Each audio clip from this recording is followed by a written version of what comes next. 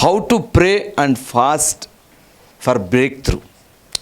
మన జీవితంలో ఒక గొప్ప మార్పు, లేకపోతే మన జీవితంలో మనము ఆశించిన రీతిలో ఒక్క గొప్ప ఆశీర్వాదం మనం పొందుకోవాలంటే మనం ఏం చేయాలి? అసలు ఉపవాసం, ఫాస్ట్ అండ్ ప్రే. ఉపవాసము, ప్రార్థన. ఇప్పుడు 3 దినాలు ఉపవాస కూటాలు వేసుకున్నాం. ఫాస్టింగ్ అనేది అప్పుడప్పుడు ప్రతిష్ఠించుకోవటమే కాదండి. ఫాస్టింగ్ అనేది మన జీవితంలో ఒక పార్ట్. ఉపవాసం అనేది మన జీవితంలో ఒక భాగం.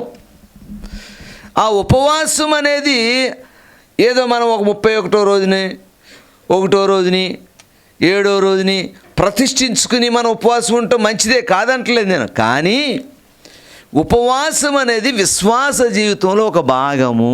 యేసు ప్రభువు వారు యొర్దాను నదిలో బాప్తిస్మం ఇచ్చి యోహాను చేత బాప్తిస్మం పొంది అరణ్యమునకు కొనిపోబడ్డారు. 40 పగళ్ళు 40 రాత్రులు ఉపవాసం ఉన్నారు. ఎందుకంటే మన శరీరాన్ని నలగొట్టుకోవటానికి ఉపవాసం అనేది మన ప్రార్థనా జీవితానికి చాలా ప్రాముఖ్యమైనది. కాబట్టి మన జీవితంలో గొప్ప బ్రేక్ త్రూ కావాలంటే ఉపవాసము, ప్రార్థన అనేది చాలా ప్రాముఖ్యమండి. అయితే ఉపవాసము we must pray according to God's will. ప్రార్థన, ఉపవాసము దేవుని చిత్తానుసారంగా మనం చేయాలి. నేను ఉపవాసం ఉన్నాను, నువ్వు ఉపవాసం ఉన్నావు, మంచిది, తినలేదు. కానీ ఒక ఉపవాసం ఉండి శరీరంతో ఉపవాసం ఉండడం కాదు, మనసు, ఆలోచనలు, తలంపు, హృదయము కూడా ఉపవాసానికి అనుగుణంగా మనలను మనం సిద్ధపరచుకోవాలి. ఏముందండి, రాత్రి బాగా తిన్నాం అనుకోండి, సాయంకాలం 6 ఆకలేసినప్పుడు ఎప్పుడో కొంచెం మంచిలు తాగామనుకోండి, మనకు ఫీలింగ్ ఏంటి? పొద్దున్న సాయంత్రం వరకు ఉపవాసం ఉన్నామని. నువ్వు పొద్దున్న సాయంత్రం వరకు ఉపవాసం ఉండి ఒక్క ప్రార్థన చేయకపోతే నీ ఉపవాసం, నా ఉపవాసం వలన శరీరాన్ని అలగొట్టుకుంటాం, శరీరానికి బాగుంటుందేమో కానీ ఆత్మీయ జీవితానికి కానీ కారణమైన కార్యాలు కానీ మన జీవితాల్లో జరగవు.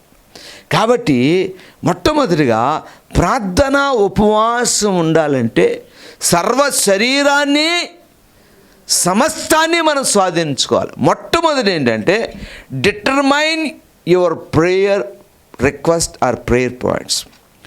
నువ్వు దేన్ని పొందుకోవాలనుకుంటున్నావో, నీకు ఏది కావాలని కోరుకుంటున్నావో, నువ్వు దేని గురించి ప్రార్థన చేయాలని కోరుకుంటున్నావో, ఏ సమస్యను బట్టి ప్రార్థన చేయాలనుకుంటున్నావో, ఏ అనారోగ్యాన్ని తొలగిపోవాలని ప్రార్థన చేయాలనుకుంటున్నావో, ఏదైతే నువ్వు కోరుకుంటున్నావో దాన్ని మొట్టమొదటిగా you have to write in a piece of paper. ఒకవేళ నీకు రాసుకుని ఒప్పుకోలేకపోతే టెక్స్ట్ ఆన్ ద ఫోన్ మీద నువ్వు రాసుకో. నువ్వు దేని గురించి, why I have to fast and pray. Pastor గారు మీటింగ్ పెట్టాడు, ఫాస్ట్ పెట్టాడు కాబట్టి మేము వెళ్తాం, ఫాస్టింగ్ ఉన్నామా, దాని గురించా? నేను ఎందుకు ఫాస్టింగ్ ప్రేయర్ పెట్టాను, ఎందుకు అనౌన్స్ చేశాను? సంఘ సేవకుడిగా నాకు ఒక బాధ్యత ఉండి ముందుకెళ్తున్న నా జీవితంలో దేవుడు మాట్లాడే కనుక దేవుని మాటకు లోబడి నేను పెట్టాను. సో నేను మీటింగ్ ఎందుకు పెట్టానో నాకు ఒక డిటర్మినేషన్ ఉంది.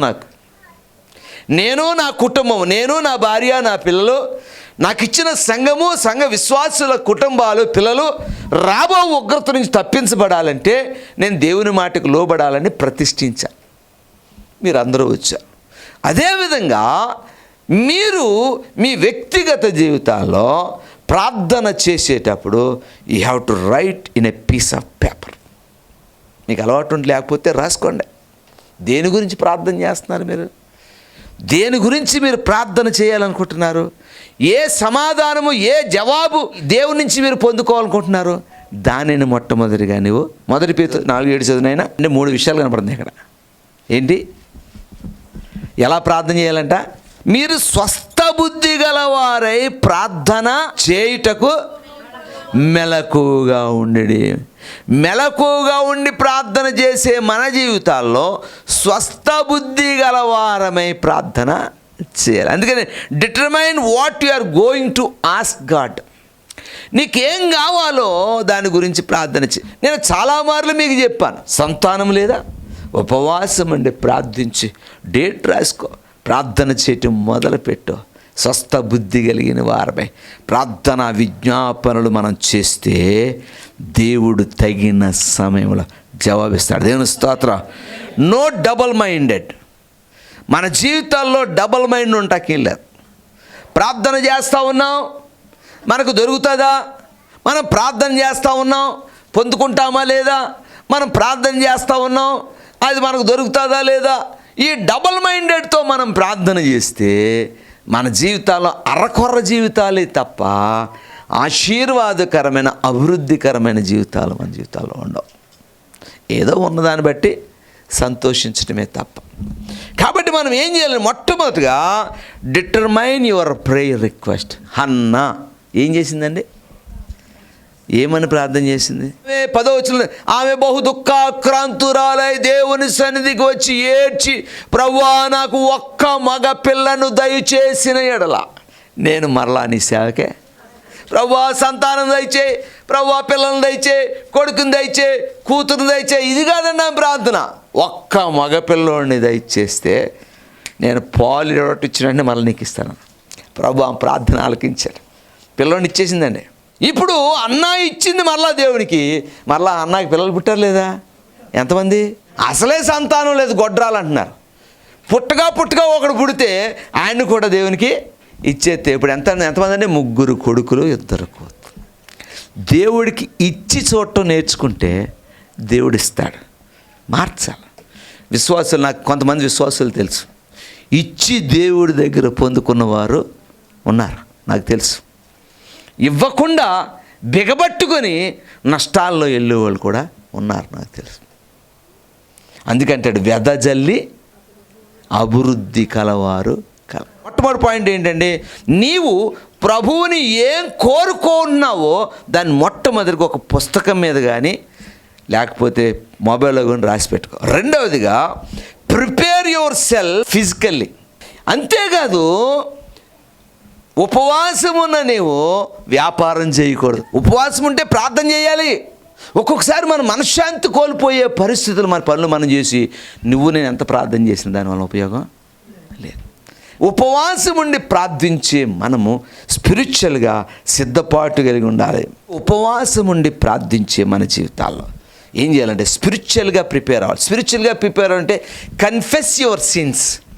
మన పాపములు మనం ఒప్పుకొనిన ఎడల ఆయన నమ్మదగిన వాడును నీతిమంతుడుని గనక ఆయన రక్తము మన యొక్క ప్రతి పాపము నుండి మనలను పవిత్రులుగా చేయి. If you need a break through in our life, మన జీవితాల్లో ఒక గొప్ప బ్రేక్ త్రూ కావాలంటే ముందు ఇతరులు మన ఎడల చేసిన తప్పిదాలను మనం మొట్టమొదట క్షమించాలి. మన అపరాధాలని క్షమించాలి.